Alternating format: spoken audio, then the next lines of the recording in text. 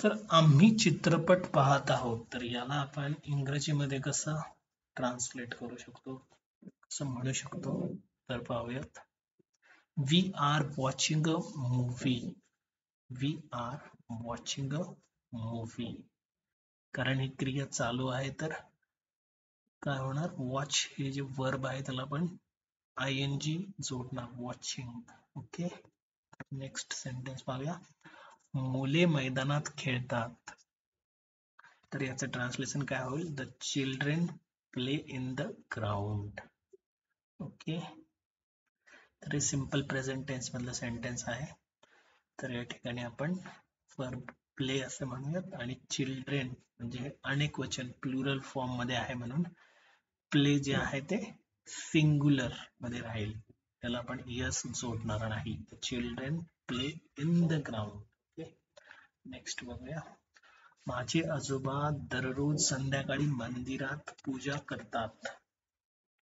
Okay. तर याला कसं म्हणता येईल, my grandfather performs puja at the temple every evening. तर या ठिकाणी ग्रँडफादर हे काय आहे, तर सिंग्युलर म्हणजेच एक वचन आहे, त्याच्यामुळे जे आपले वर्ब आहे अर्थात क्रिया, कशाची क्रिया आहे, पूजा करण्याची, म्हणजेच काय, परफॉर्म्स पूजा.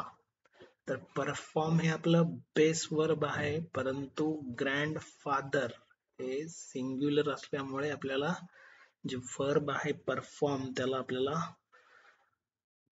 यस हा प्रत्यय लावावा लागेल, म्हणून परफॉर्म्स असं आलेलं आहे. Okay. So my grandfather performs puja at the temple every evening. Next. Next बघूया. आम्ही आज बाजारात जाऊ. तर याचं कसं होईल, we will go to the market today. We will go to the market today म्हणजे फ्युचर टेन्स मधलं हे सेंटेन्स आहे, म्हणून या ठिकाणी आपण विल हा वापरलेला आहे. Okay. Next.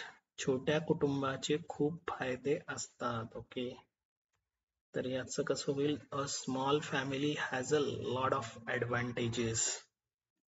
A small family has a lot of advantages. या ठिकाणी हॅज का आला, तर फॅमिली, फॅमिली सिंग्युलर आहे.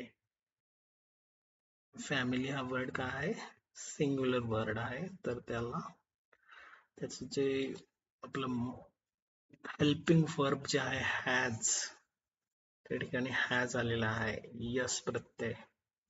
जर या ठिकाणी फॅमिलीज असतं तर हॅव आला असतं, पण या ठिकाणी काय आहे, family. A small family has a lot of advantages. Okay.